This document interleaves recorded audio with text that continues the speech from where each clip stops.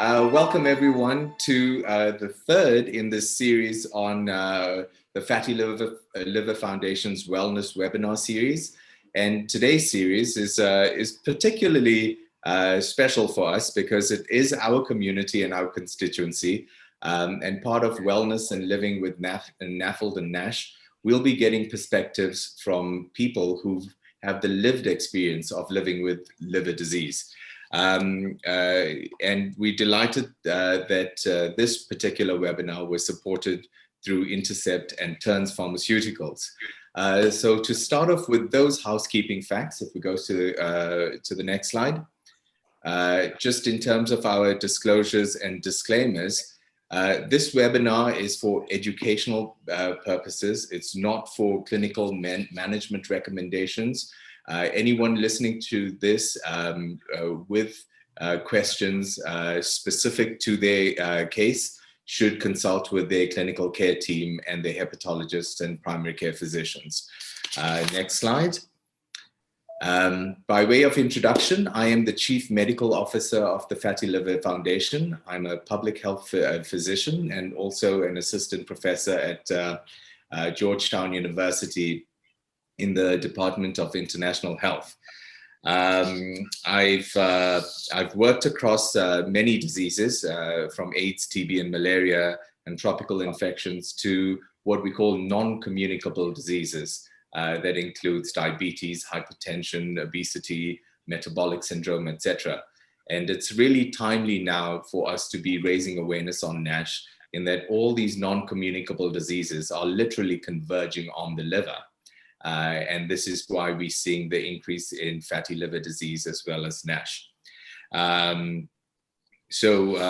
Just to finish off with the disclosures, the next slide, please. These are the disclosures of the Fatty Liver Foundation, for whom I work, as well as our founder and CEO, Wayne Eskridge. We do get support from many pharmaceutical companies. We are fortunate that we maintain editorial content and control over whatever we say, promote, and how we deal with materials. So despite their support, we have that independence. And the next slide, please. And this is the list of disclosures for our panelists today. Okay. And the next slide. Okay, so before we start, I just wanted to show this diagram on the progression of fatty liver disease, NASH, and the sort of more advanced complications. So the healthy liver in the general population, of which 25 to 30% of the livers that we know have some sort of fatty liver disease.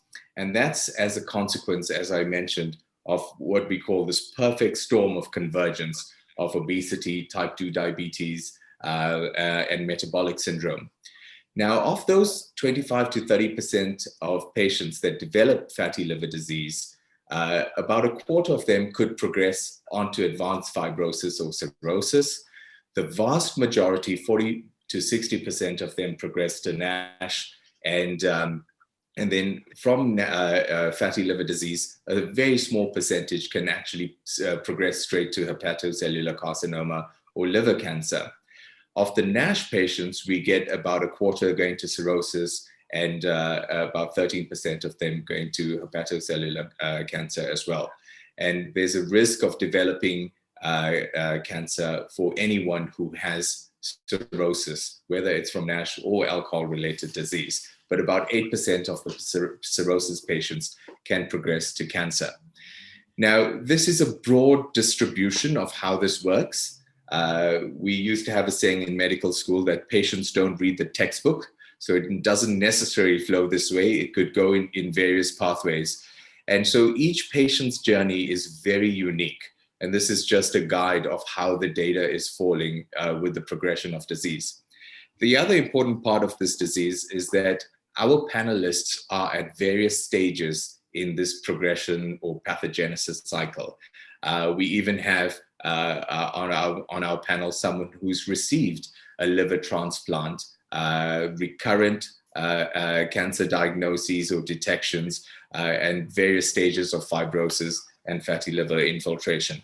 And so they could speak to many of these issues related to these particular pathways.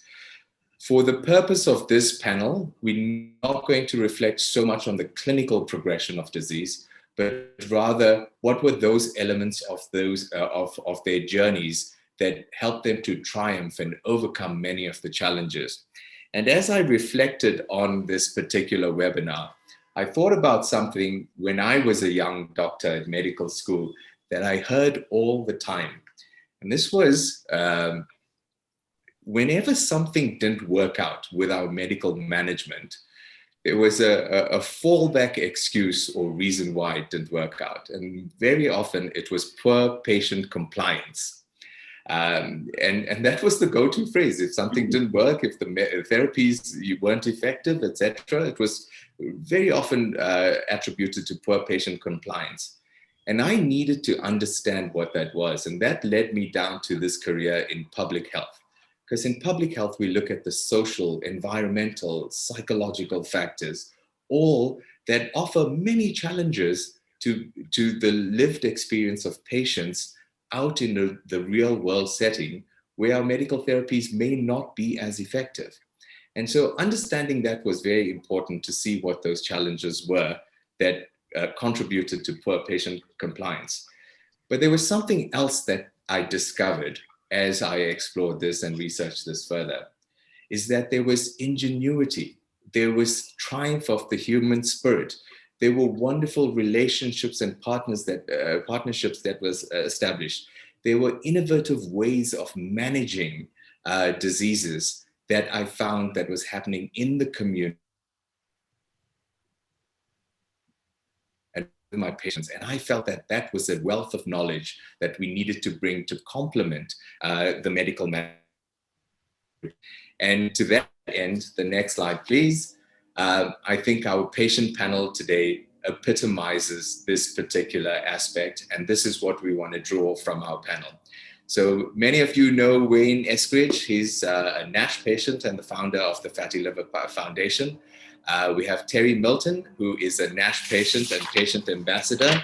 And one of the most beautiful things I read in one of the articles penned about by saying Terri Milton loves life. And that's just poetic.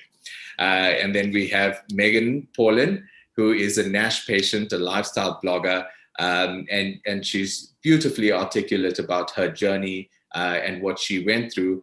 And one of the things that I found most endearing is her blog called Sunshine and Sippy Cups. I can totally relate to that journey. And then we have Tony Villiot, who is a liver transplant patient, and he also runs a platform called NASH Knowledge. And this is sort of breaking the silence on this particular disease. So he's a huge advocate and a leader in the community. So with that, welcome panelists. And I want to start off by asking you all a question, and you can take turns to answer it. When you first got your diagnosis of NASH, how did you actually feel? What did you go through? And who were you with, or who was the first person that you called if you were alone? And Wayne, do you want to kick us off? Sure, I'd love to. Excuse me. I first heard of it after gallbladder surgery, and I was surrounded by a group of physicians, all quizzing me about my alcoholism, and I was completely dumbfounded. I was broadsided there. I had no relationship to what they were saying to me, and I remember looking at my wife, and she was sitting stoically over in the corner, and she had tears on her face.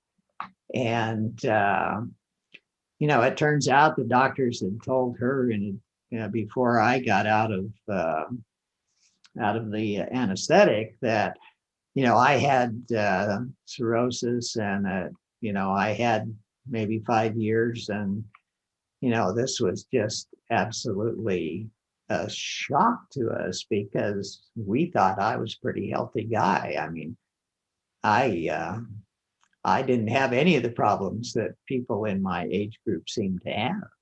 So I rejected that idea. I just thought they were completely wrong. I did not believe them at all. So I went down the denial road, pretty firmly for a while. But I suppose in terms of what it made me feel, is there was a period where I did begin to, I could get that, there's a point where you get out of the denial river.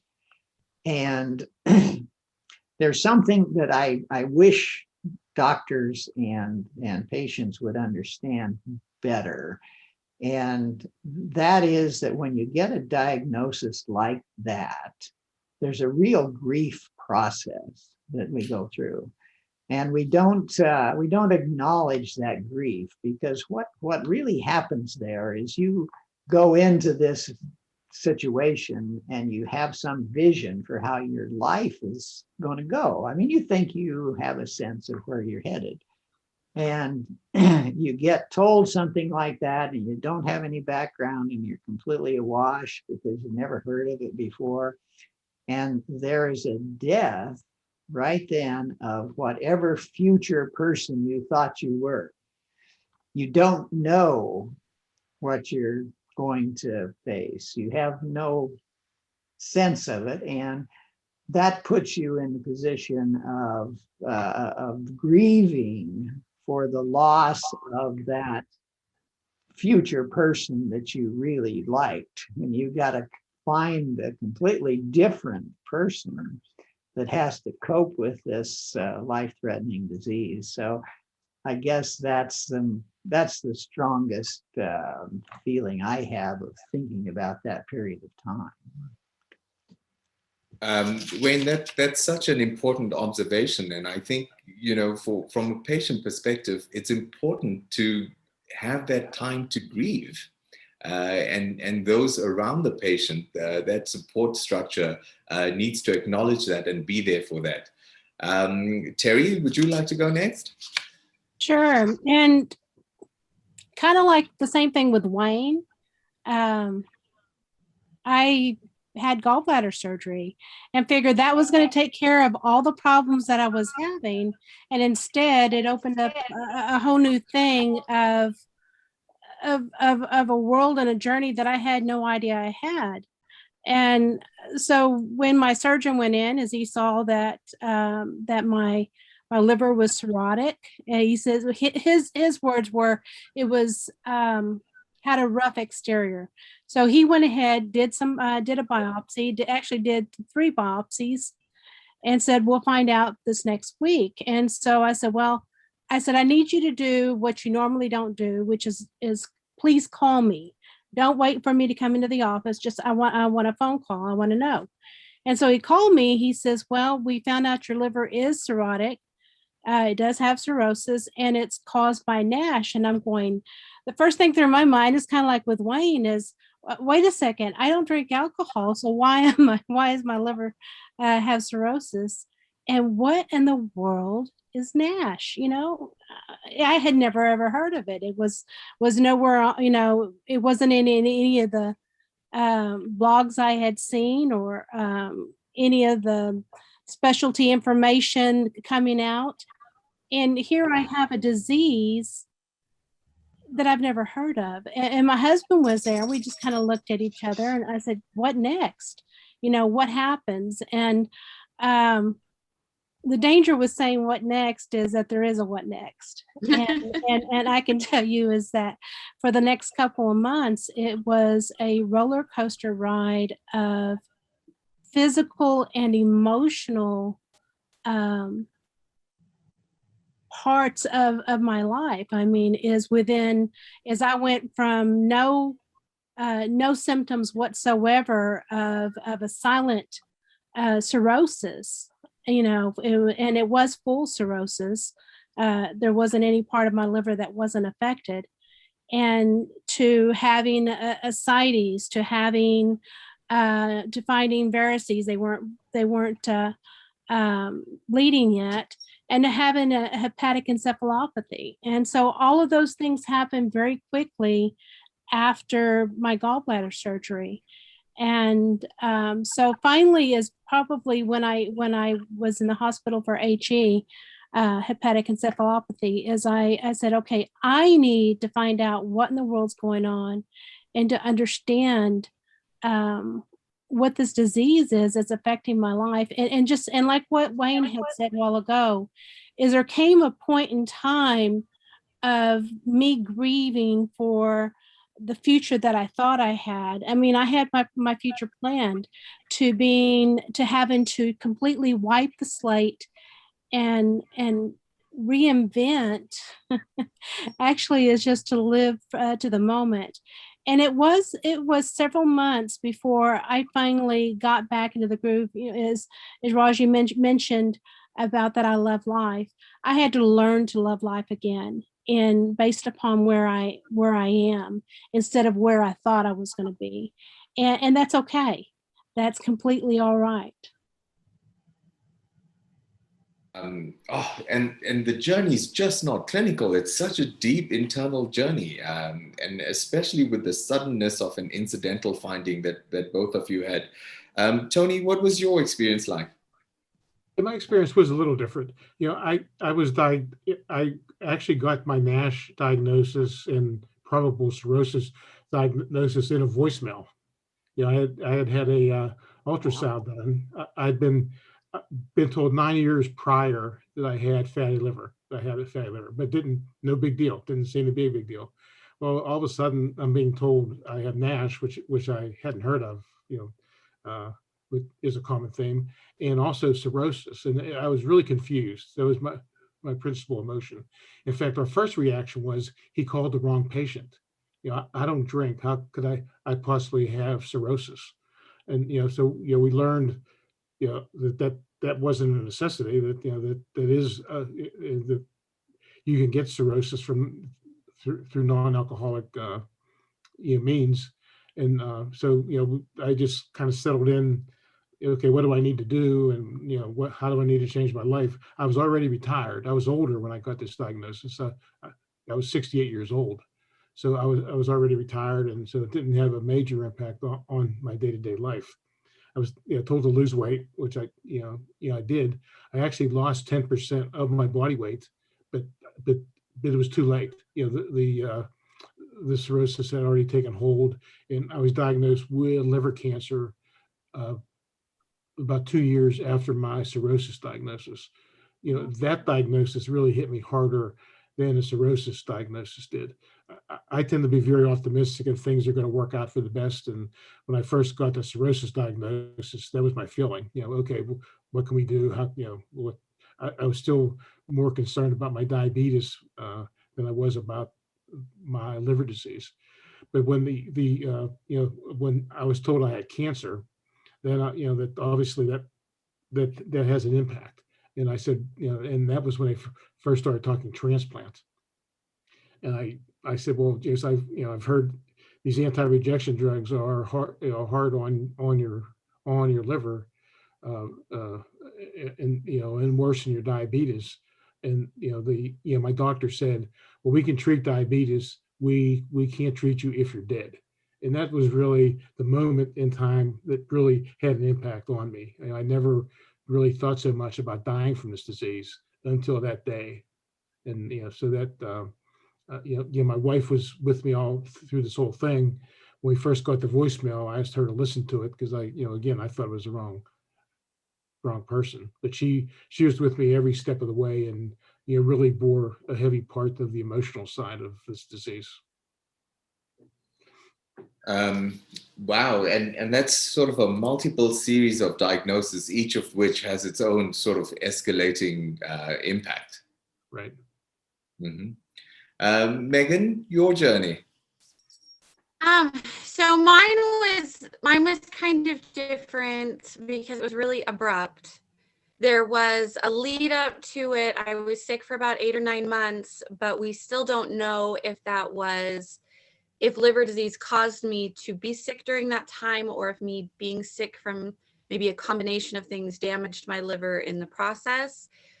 But maybe a week before my liver failed, I was inpatient in the hospital and had been told in the liver scans that liver was unremarkable. My liver labs were starting to look a little off, but nothing that would indicate any kind of problem with my liver ever up until that point. And we weren't familiar with liver disease at all. It was nothing on the radar at all.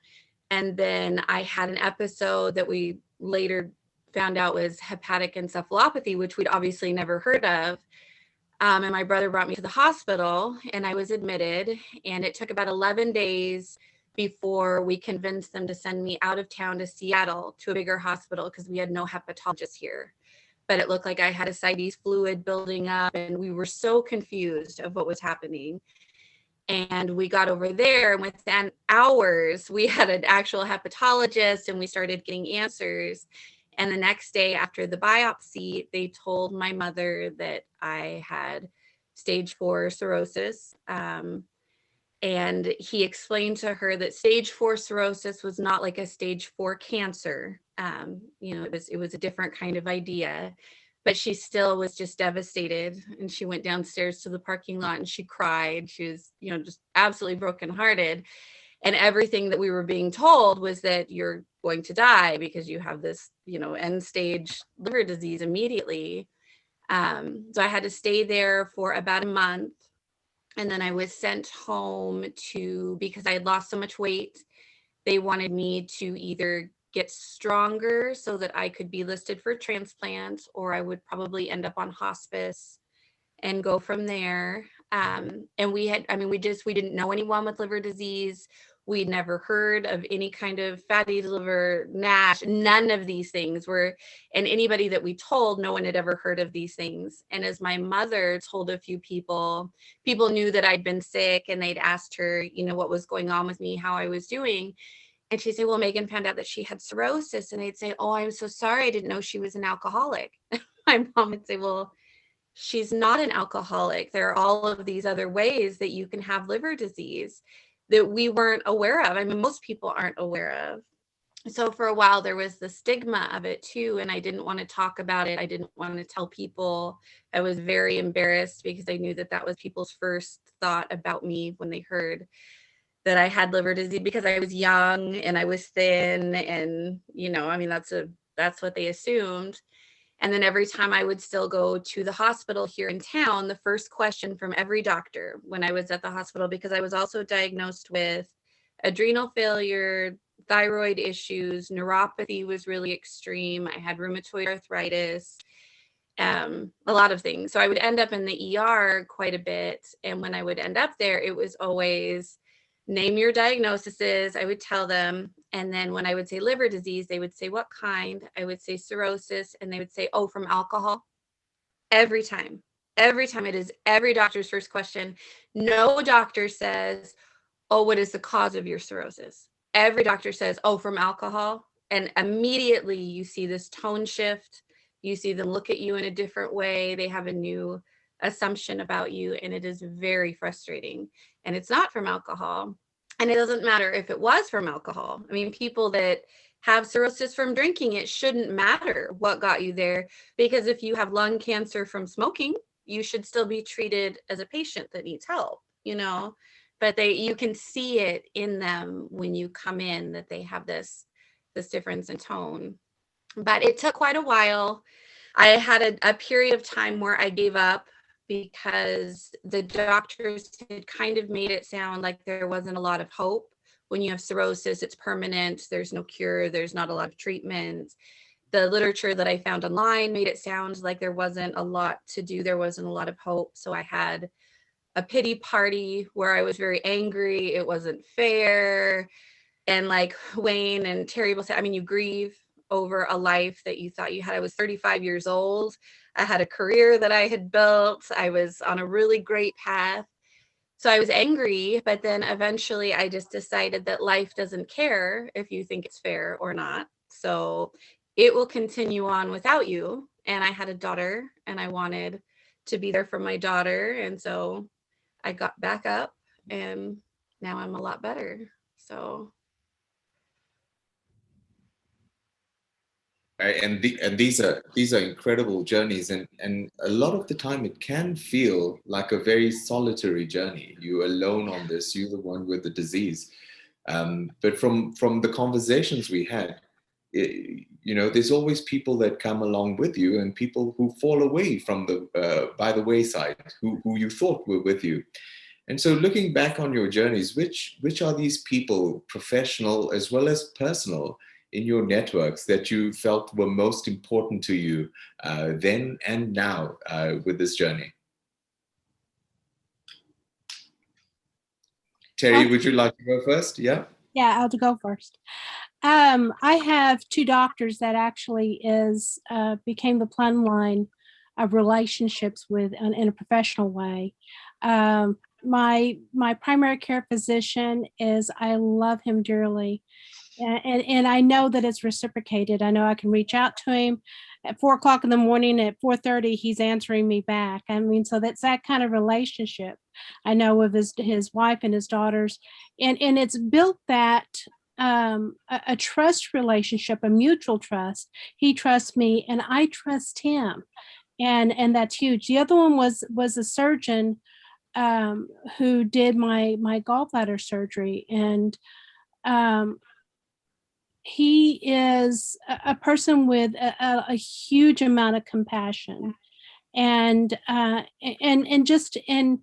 showed me is that you don't have to be clinically speaking or withhold yourself, is that you can absolutely love your patients. And I every time he would walk in, or I would walk in to one of his rooms, is I would know without a doubt that he cared about me as a person, not just as a patient.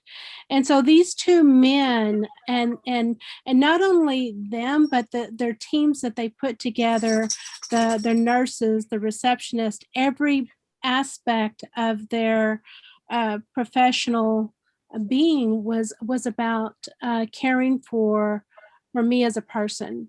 So I'm not just Maria Milton. So Maria is my real my given name, but I'm Terri. And so we talk about gardening, or we talk about hobbies, and we have that kind of relationship. I cheer them on. I know that if I run into my surgeon in a coffee shop, he's going to come over and give me hugs. Of course, that's pre-COVID, but now as it might be a fist bump. But because of these two men, I've surrounded myself with a team of doctors who I'm a part of it. There's one other doctor, and it was one that gave me a change, and it was my interventional radiologist. And I was on the table, I'm strapped down. I mean, you can't move. And he comes in, he says, okay, we're going to introduce the team. And so he goes around, and the nurses introduce themselves, and the technicians introduce themselves, and he introduces himself, and then he points to me, and I went, he says, Terri, you're a part of the team. You're the most important part of the team. And I went, oh, as I had been fighting to be a part of a team, and here's a doctor who already knew that's where that I was a very important part of what was going on in my treatment. Is I have a say in that, and it's important. So that's kind of with me is there's all kinds of different people that are part of it. Part of it is support groups, and I'm online with. It's friends and family, of course. Here is I do. I have a personal Facebook page that I keep family and friends. I'm not having to repeat myself constantly. I'll update there. It's Terri's update page is what it is. And it's just to kind of get the information out very quickly. I do write a lot of articles from the patient perspective, and the whole thing behind it is that as a patient is I have a voice, and that's important. The best clinical outcomes are when doctors and patients work together and break down that silo. Just a quick follow-up question, Terri. How long is your average consultation with your physicians? Oh my gosh. I don't think there is an average, but it's, I mean, is we catch up, and so it's kind of a cool thing. So I think with my primary care physician, it might be, I couldn't tell you. I know that the longest is probably 30 minutes, 40 minutes, because it's thorough. He's looking at me, I'm looking at him, and we're having a good discussion. His words to me are, Terri, you should have gone to medical school. You're a better diagnostician than I've seen a lot of doctors who are, because he trusts what I say. He trusts when I say, okay, this is going on with my husband. He's going to start looking for those things. You know, we need to run this test, and they're done. And he knows that I know. And but you're right, it's not typical, because it is a relationship. Absolutely. And that's when the true healing starts, with that doctor-patient relationship, and with the average doctor-patient consultation being 6 minutes. How much can one achieve? So that time is important. Wayne, would you like to go next? Yeah, my journey is so different from Terri's. It's astonishing to me. I would really like to have that kind of relationship. But you know, I went through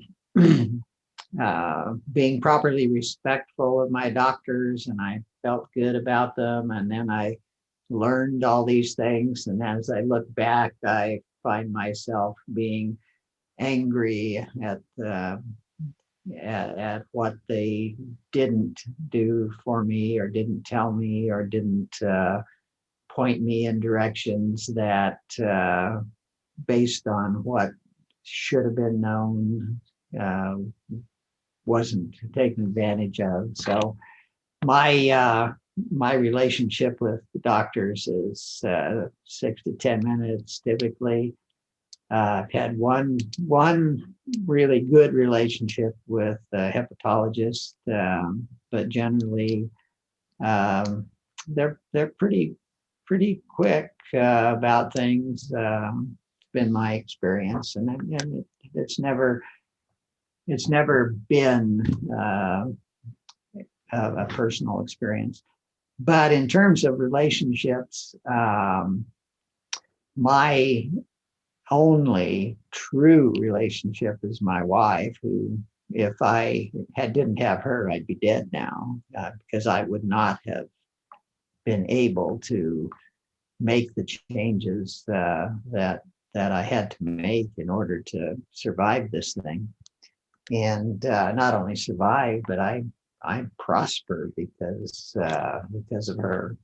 So, you know, that's the relationship that really matters to me. And what were those parts of the relationship that made it work? Oh, she just loves the heck out of me. You know, she really cares what happens to me, and so she works at it. She spends time, and I don't know that I don't know that I can work hard enough to repay her. You know, I could love the heck out of her, though. Wayne, if I could say something about the relationship that you two guys have, is that she was willing to change her entire lifestyle in order to make sure that your lifestyle was in That's right. It could survive. And so watching her, I mean, even the first time I met her, she watched you, and you could see how much, she loves and cares for you. But she is your biggest cheerleader, and that's all over her every time she looks at you. Yeah, it's amazing. It's amazing. She deserves a badge. We have a running little quip at the Fatty Liver Foundation that we're going to bottle her and offer her as rosemary therapy. She's just amazing. Meagan, how about you? Well, it's funny. So on one hand, I have the same kind of deal as Wayne with the doctors. I've never had any kind of real good, solid experience the way that Terri has. My original GI doctors told me that my symptoms must just be from anxiety because they couldn't find a cause for why I was sick, and told me not to return, not to see doctors anymore. And that gave a big pause to me getting help. And then I did have a really good hepatologist for a little while, and he was very, very kind. He told me that I asked one time, am I going to die? And he said, well, yeah, at some point, we're all going to. And I can't guarantee what it'll be from, if it'll be this or it'll be something else. And, Meagan, I'm not going to give you false hope that, no, this won't kill you, because it could. I said, well, that wasn't very reassuring. And he said, though, that if there was anything medically wrong and if medicine could save me, then he would save me, that he's the best, and he would make sure that I was okay, and that I always had a home at their hospital to come to if I was sick, and they would help me. And just that felt really good, to feel like you have somebody that has your back and cares about you. And then he left the hospital. And since then, I've just been on a rolling rotation of a different hepatologist all the time. No one knows me. And that's been really frustrating. So I really don't have any doctors. My primary care in town, it's almost impossible to have any kind of continual doctor that also just has turnover all the time. So I don't have a very helpful experience with a medical team. I do my best. And then, but I do, I have my mom and I have my brothers are amazing. And when I was really, really sick and I couldn't work, I couldn't take care of anything, they just stepped in without question, picked up the pieces of my life and carried on and took care of things. Because you do notice that when you get sick, I think this happens to a lot of people. When you get sick, people will rally around you. They send flowers to the hospital and they drop off meals at your home. But then you don't get well soon, like the cards tell you to do. And then you're just still sick, and people don't understand why you're still sick.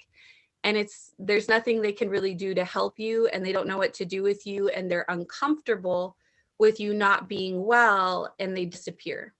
Either because you're boring, you can't go out and do things, or they're just uncomfortable with suffering in some way. They don't like it, and they don't come around anymore. So I lost a big majority of the people in my life. My daughter's dad and I broke up when I got sick, and it wasn't just because of that. We had some issues, but the illness stuff definitely added some weight to the problems. And then my most recent relationship, we just had a breakup a few weeks ago because he thought that he was on board with me having some illnesses, and I just had to have a surgery recently, and there was recovery from that. And I think it finally hit home to him that I can't always make plans. Sometimes I can make plans for a few weeks from now and I may not feel well. It's not always predictable. If it's something important, I will go and I will be there. If my daughter has something at school, I've done field day before with puke bags in my purse.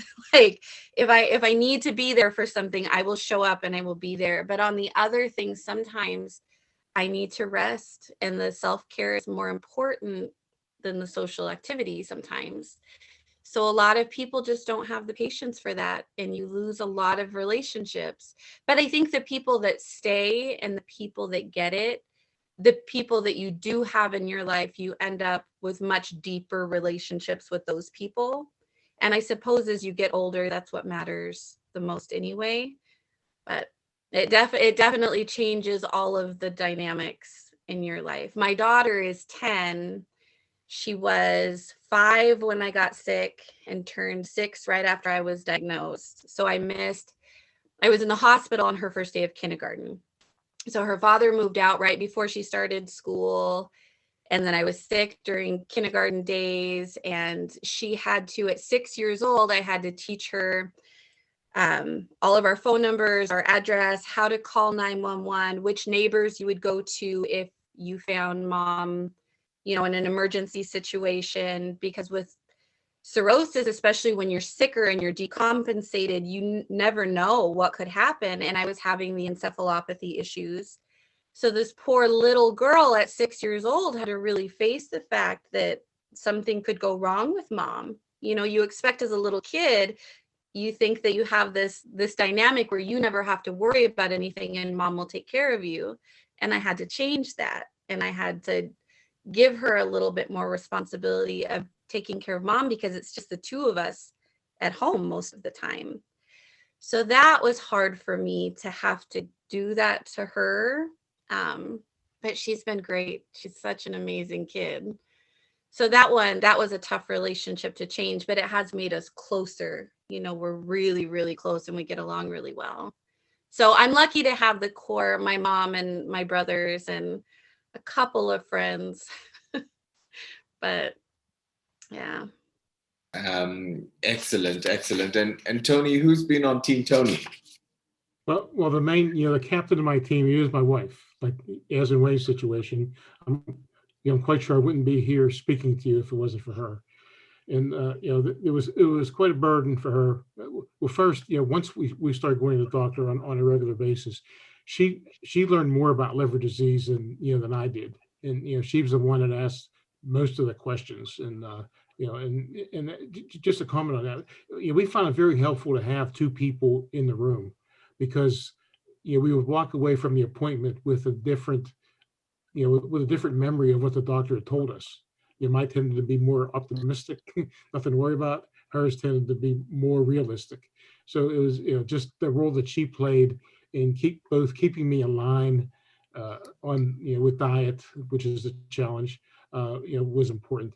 And the other thing where she really came through and stepped up and handling a big burden. Once I had hepatic encephalopathy, which comprised the last 5 months before my transplant, I got to the point where I couldn't drive. I couldn't do kind of the routine things I was used to doing, that she relied on me to do. And that placed an incredible burden on her, which she, as Wayne kind of alluded to, there's a debt there that will never be repaid.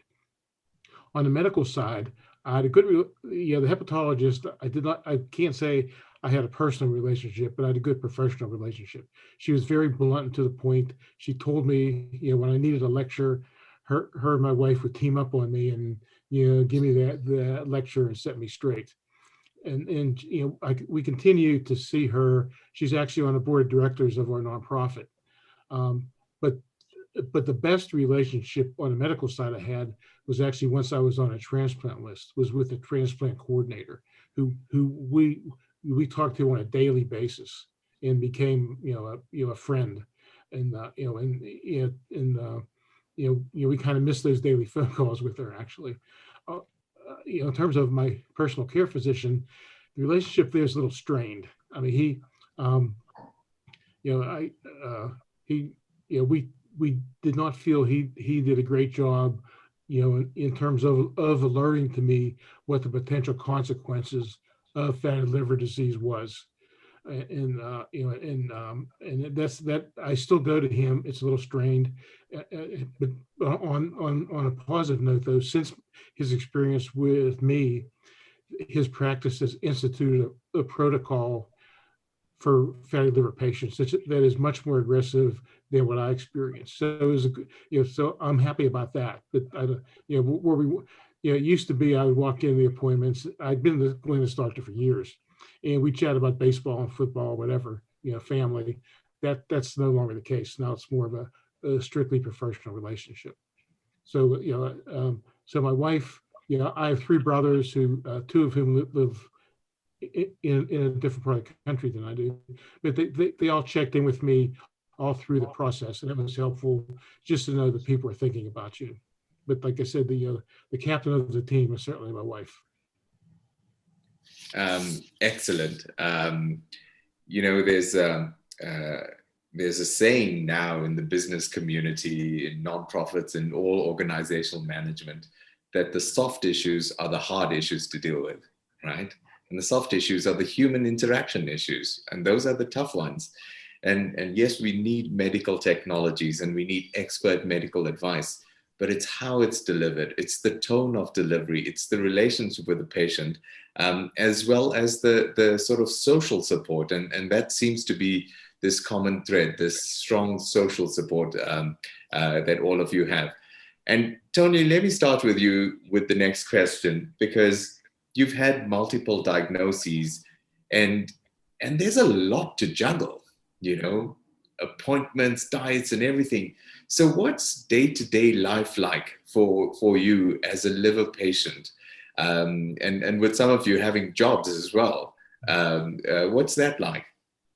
Well, it's calmed down considerably now, but during the height of my liver disease, I mean, we had appointments on a weekly basis. I was seeing three different doctors. I was seeing, my diabetes doctor, my hepatologist, and for a while I was going to a urologist, which was another experience. But that was difficult.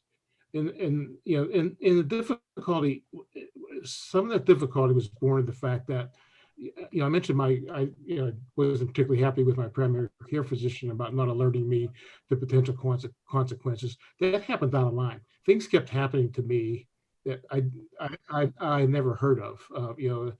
Hepatic Encephalopathy. I didn't know what that was, until the day I had it, and I was in the hospital for 5 days.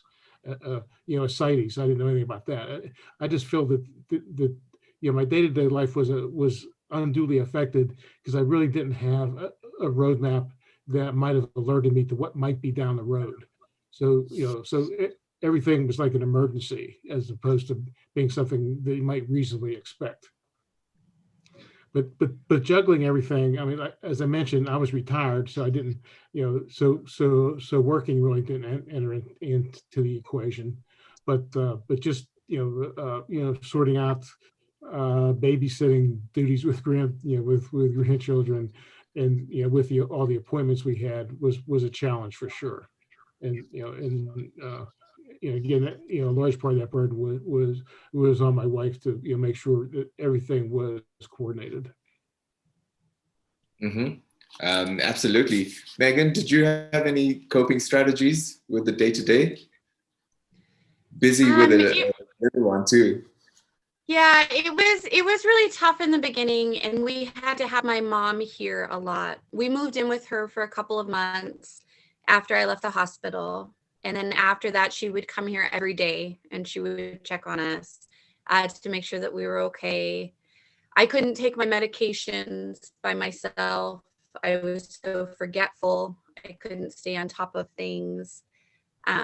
So I needed a lot of help, but I didn't work at that point. My business, I'd been working for myself as a writer, and I mean, I couldn't even work from home for myself. I couldn't do much of anything. And so it took quite a while. And I think it's really difficult when you can't, you feel like you have no purpose, you're not useful, you can't do the useful things for everyone that you used to do. A lot of people, your job is kind of it's your identity. It's the thing that you do. When you meet someone, you say, what do you do? You're a doctor, you're a writer, even if you're, a Walmart clerk, you're whatever it is, that's what you do. And all of a sudden you don't do anything. You're a sick person and you don't know how to answer those questions. You don't know what to say. And you sort of just lose your place in the world is really difficult. Not knowing, just every day you get up and your whole purpose is to get up and take your medications and eat something and just survive a day. And that's tough. You know, it's tough enough just to get through it, and it's tough to know that that's all you're doing, and to not be able to set goals for the future or have plans, or know that in, you know, next month I want to go on vacation, or I want to buy concert tickets. Can I buy those concert tickets? Will I be able to make it to that concert?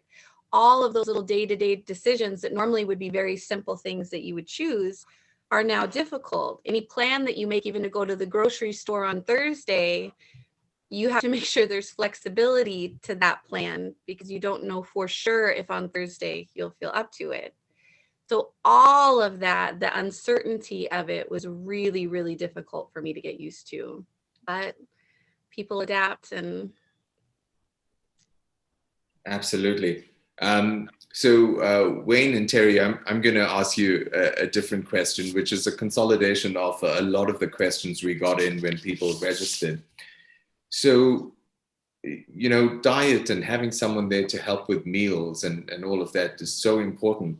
But this is a constant thing that people we get questions about at the Fatty Liver Foundation. What should I eat? Should I use supplements?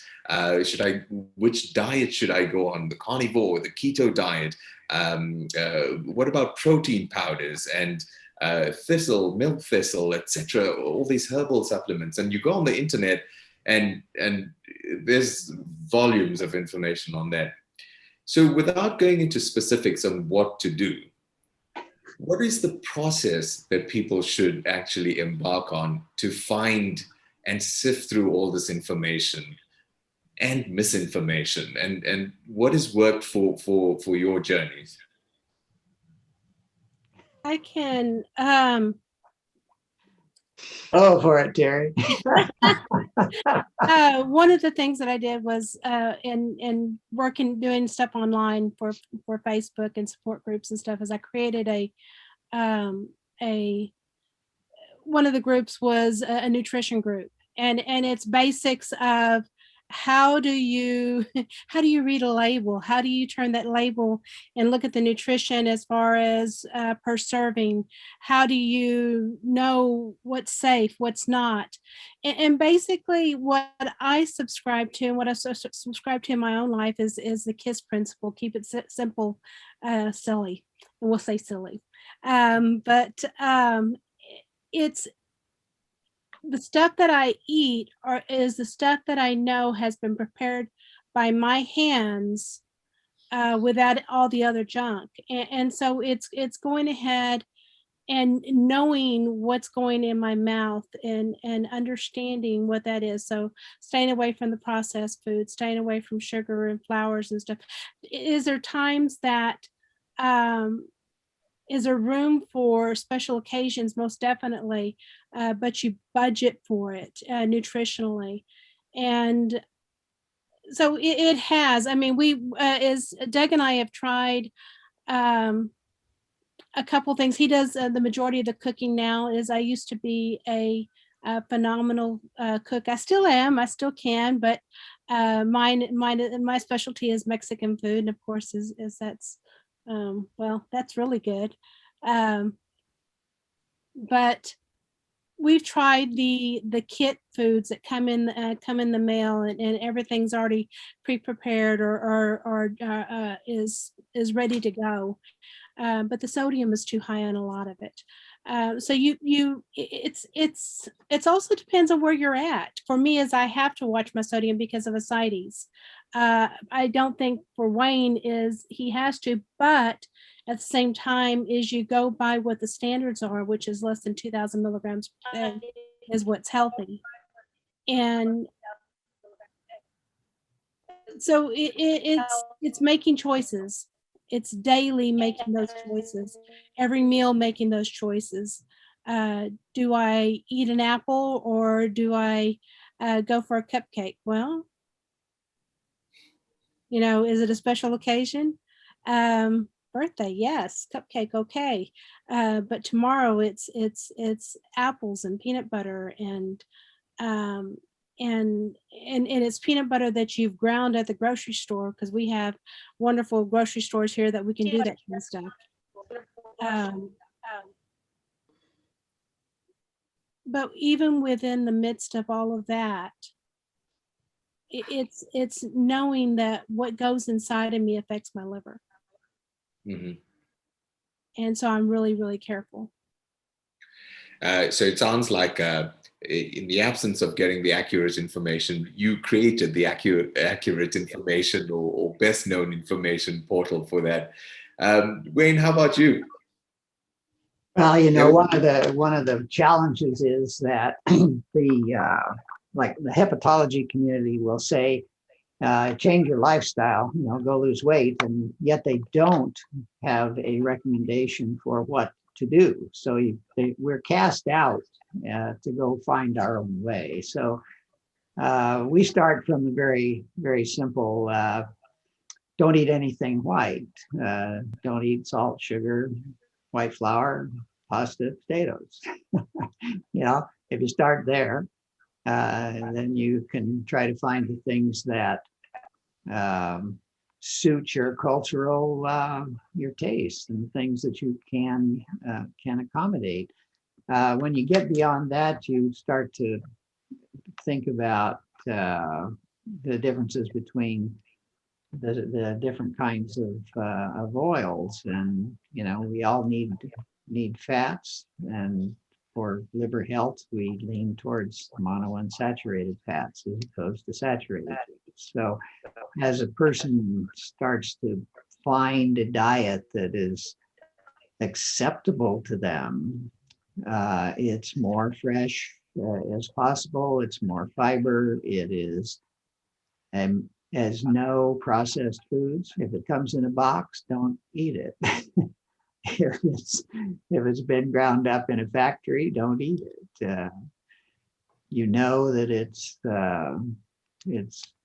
it has got too much salt or sugar or other things. So simple foods that pay attention to the fact that we know that it is the carbohydrate, the sugars and the simple starches that are the biggest hazard for our liver because they process so fast. So we're looking for things that process slowly. It's the fibrous foods, the denser vegetables, those kinds of things. So within those broad thoughts, people have to find the kinds of food that they personally feel like eating. And that's the hard part is that, people ask me for a cookbook, but I can't write a cookbook for something that anybody else would like to eat. So we do it from that perspective. And Rosemary is really the expert because she plans my diet, and I faithfully eat what she wants me to eat.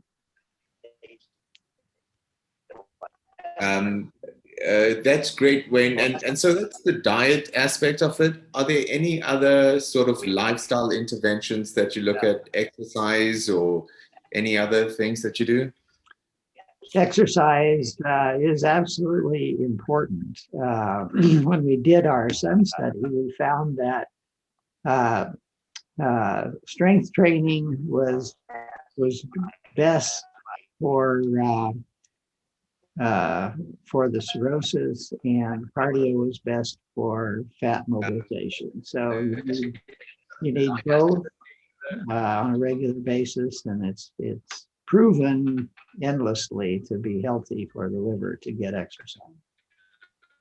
I know for me, and this is just for anybody who struggles with moving. There's, as like Meagan was saying earlier, is there's just days that you don't know what you can do.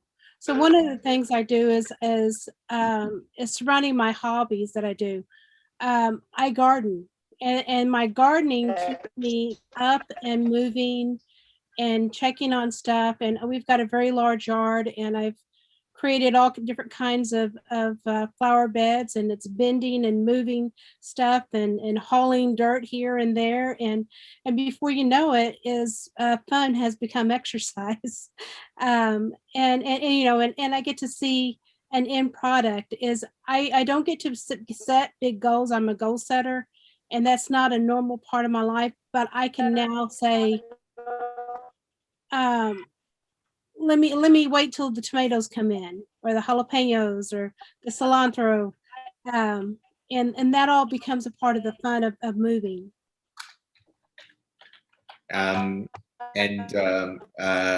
Meagan and Tony, are there any sort of hobbies or activities that you found helpful? In my case, I try to walk most days. That's my principal source of exercise. I also do a little bit of weight training with dumbbells. Maybe 3 times a week or so. But walking is really my main source. It's something I enjoy doing. I usually do it with my wife, and it gives us a chance to talk about things going on in our lives as well. Mm-hmm. Meagan? Can you guys hear me okay? Maybe? It's coming in and out a bit. Okay, the internet telling me that it's getting bad again. Well, I have a 10-year-old who for the past 5 years has gone from 5 to 10, so that keeps me busy. That's my activity. 10-year-olds are full-time jobs, absolutely. So there was something else that came up in the questions, and actually it was asked by about 3 or 4 people, and we think about the liver as an organ, and we understand the functions of the liver. But when the liver is impacted, it has this constitutional effect on the body. The entire body is affected. And this sort of sense of fatigue that happens, there's this malaise and fatigue that sets in. And how does one cope with that? And with that, I want to ask, how do each of you overcome that sort of fatigue? And at the same time, where do you derive your strength and courage to take on liver disease? Because what I've heard from all your stories is this tremendous resilience and triumph in the face of such adversity. And so, please share those stories. Who'd like to go first? I'll go ahead and go. So, first of all, as I listen to my body, and yes, there are days that I'm very fatigued, and on those days I rest. And so just, I think that the frustration comes when you're trying to fight against that, and really is, if you learn to listen to the moods and the emotions of what's going on inside, it'll be a lot easier. I know that if I overdo it today, I'm going to have to rest tomorrow. That's a fact. I don't have those reserve stores of energy anymore. But that resilience that you were talking about, Raj, it's amazing when you really get to get up and look forward, getting to help other people change their lives, and that's become part of that resilience. Is let me show you. Let's walk together, and we can do it. Oh, that's beautiful. It's in the service of others that one finds inspiration as well, even if one is sick. Meagan? Obviously, my daughter is what keeps me going. She's amazing, and she inspires me every day, and she is just the thing that gets me out of bed and keeps me wanting to be better in every way. And I've learned to try to take everything as a lesson, that I can't control everything. I I used to be more of a person that wanted to plan everything out and control what happens. And now I'm trying to let go and just trust that things will happen as they're meant to happen. And just kind of trust the universe and trust that things will be okay. And let go of that need to control everything and to know that there's always, that I'm always doing something. Just kind of let it be. Meagan, you came in and out, but I think we got the gist of it. And that last sort of phrase, just let it be, is, I mean, it's not a clinical panel, it's philosophical. Yeah. Wayne, let me go to Tony and then we'll go to Wayne. Yeah, the fatigue issue is really kind of behind me now, since the transplant. That's not an issue at all. But during when I had my liver disease, I think it was, some days it was very tough getting out of bed or, getting off the couch. And what kept me motivated, particularly as I got close to the transplant, was that I knew the better shape I was in going into my operation, the better I was going to come out of it. And that was a big motivator. Just in general, the things that keep me motivated, my grandkids. I mean, I want to see what happens in their life, and that's a big motivator for me. And also things like, are the Pittsburgh Pirates ever going to have a good baseball team again? That also keeps me. I'm just, there are things I want to see happen in my lifetime. So I was never really ready to throw in the towel. There's always something out there that I wanted to know more about and see happen. So those were my chief motivators. Excellent, Tony. And Wayne? Well, I'm fortunate that I didn't get to the depths that I see so many people get to.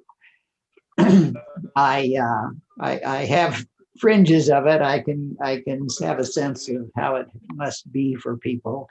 But I think that one of the chief rules is the person needs to keep in mind is you may not be able to do all of the things, but do something, small steps as you can. Just don't accept that lying on the couch is your destiny. Some activity, however small, can lead to a bigger activity tomorrow. And I actually am running again. I had a knee problem, and the weather's getting better, and so I'm attempting to run. And for the first time in 3 or 4 years, I was able to actually run rather than do the old guy shuffle. And I probably ran 20 yards. That was a really, really big deal for me. So it is. I think just having that mindset that that just being still and idle, is not acceptable in the long run.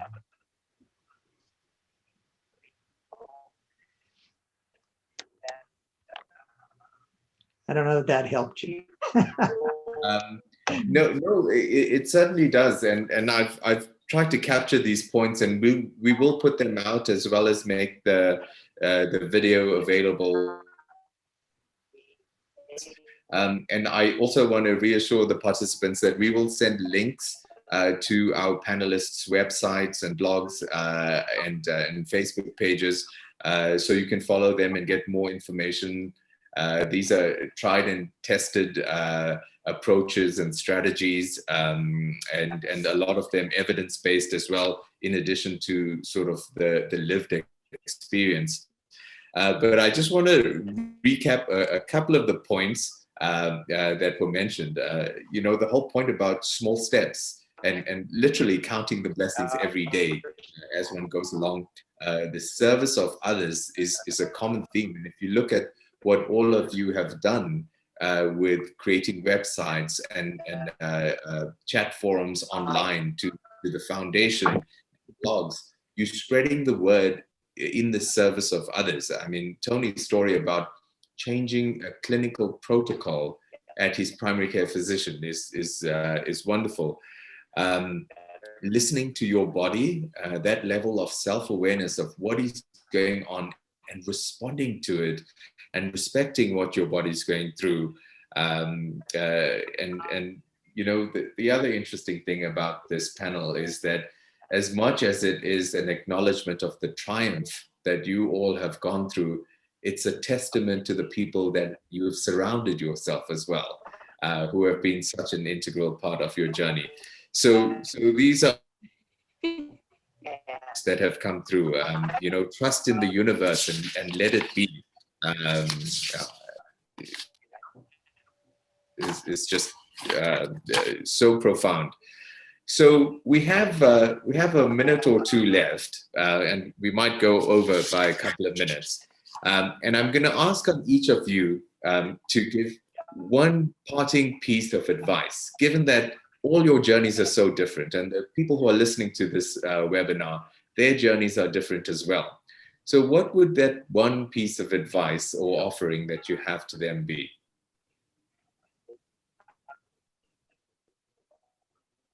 I have said from the beginning is that every day I wake up as I choose joy. So it's regardless of how I'm feeling. It's regardless of what I'm facing. It's regardless of what the doctor has said my diagnosis is I choose joy.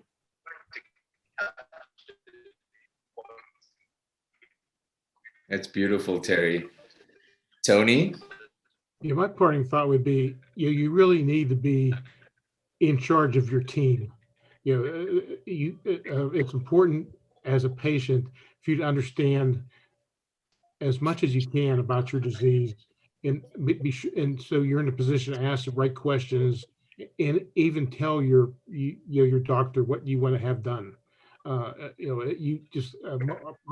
experience has been, you really cannot rely on the doctors alone and kind of be a passenger in the car.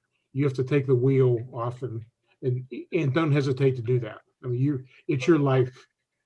Be in charge of it. Tony, that's very, very empowering. Meagan?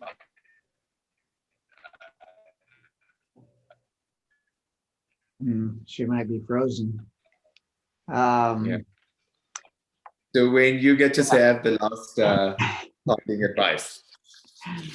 I would say, don't believe that it's a death sentence.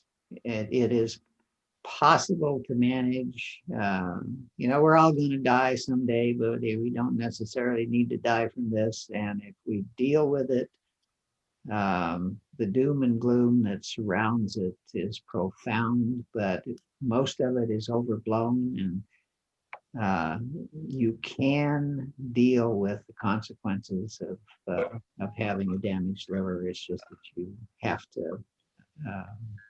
to work at it. Well, on that note, those are words to live by, certainly. I want to thank you all for sharing your journeys, being open about it. And I also want to offer my thanks to the participants for joining.